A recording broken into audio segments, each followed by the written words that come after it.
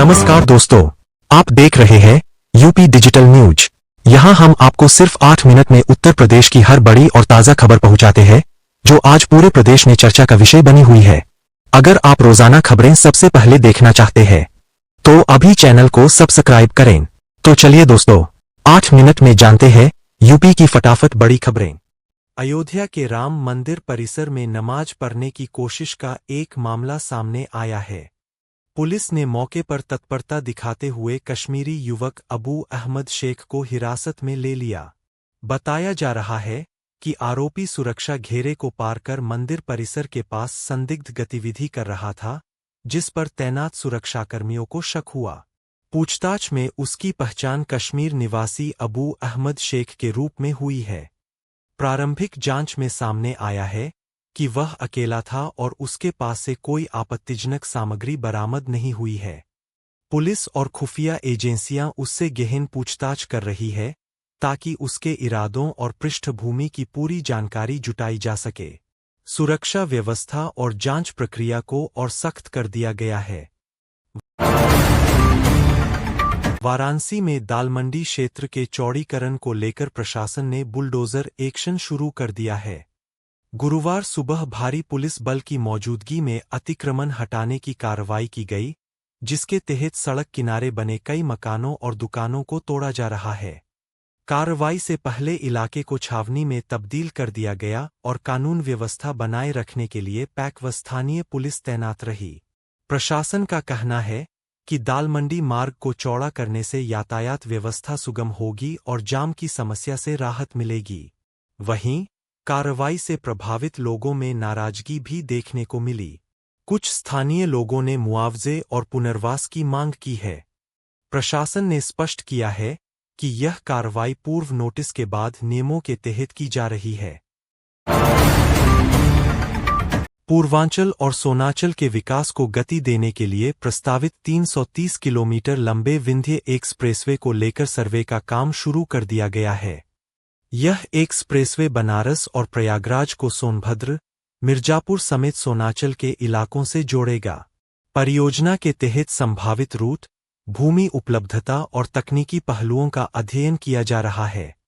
Expressway के निर्माण से क्षेत्रीय आवागमन आसान होगा और यात्रा समय में उल्लेखनीय कमी आएगी।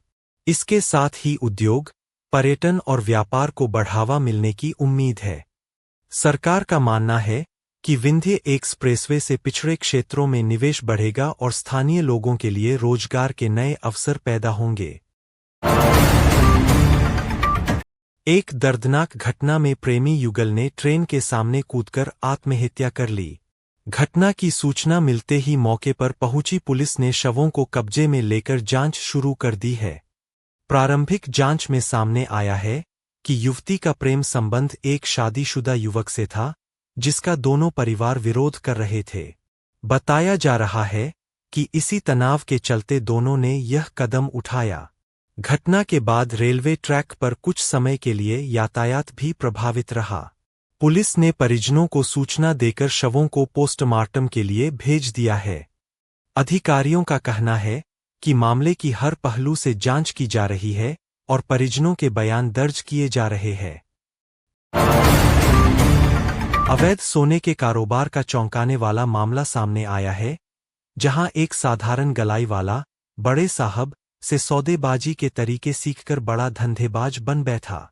जांच में खुलासा हुआ है कि आरोपी शुद्ध सोने में विशेष पाउडर मिलाकर वजन बढ़ाता था और ग्राहकों को असली बताकर बेच देता था। इस तरीके से उसने लंबे समय तक बाजार में खेल किया और मोटा मुनाफा कमाया। शिकायत मिलने पर विभागीय टीम ने छापेमारी कर कच्चा माल, उपकरण और संदिग्ध सोना बरामद किया। अधिकारियों के मुताबिक नेटवर्क से जुड़े अन्य लोगों की भूमिका की भी जांच की जा रही है। मामले में कानूनी कार्रवाई तेज कर दी गई है। चकबंदी प्रक्रिया किसानों के लिए बड़ी मुसीबत बन गई है। जिले में चकबंदी के चलते करीब 27,000 किसानों की प्रधानमंत्री किसान सम्मान निधि अटक गई है। हैरानी की बात यह है कि अब तक एक भी किसान की फार्मर रजिस्ट्री पूरी नहीं हो सकी है। भूमि अभिलेखों में बदलाव, खसराखतौनी अपडेट न होना और ऑनलाइन पोर्टल पर डाटा मेल न खाने के कारण समस्या और गंभीर हो गई है। किसान बार बार तहसील और चकबंदी कार्यालय के चक्कर काटने को मजबूर है, लेकिन समाधान नहीं मिल रहा। सम्मान निधि की राशि न मिलने से किसानों को खेती।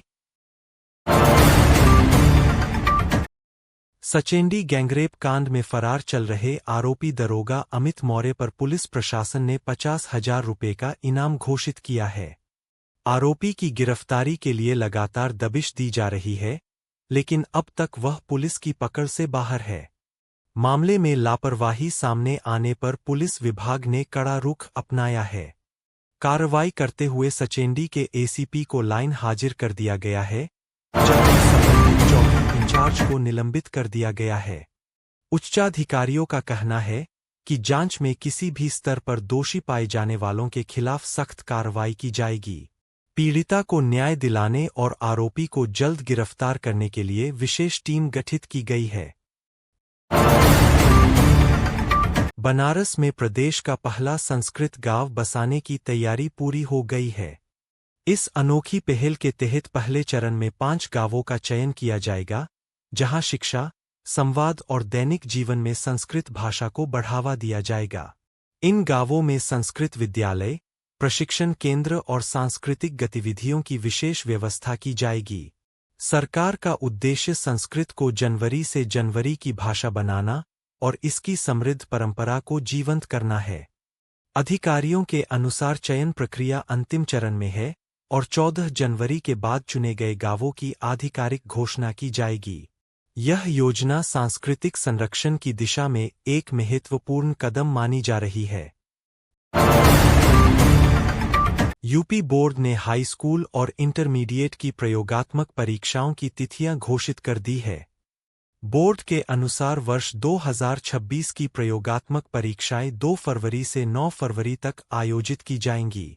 यह परीक्षाएं संबंधित विद्यालयों में निर्धारित कार्यक्रम के अनुसार संपन्न होंगी।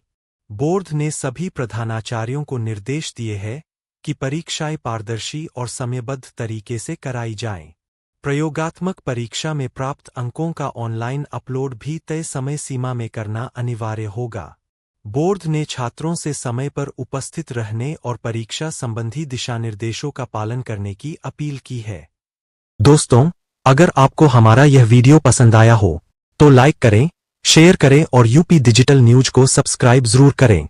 इस न्यूज को ज्यादा से ज्यादा लोगों तक पहुंचाएं और कमेंट बॉक्स में हमें बताएं कि आप यह खबर किस जिले से देख रहे हैं।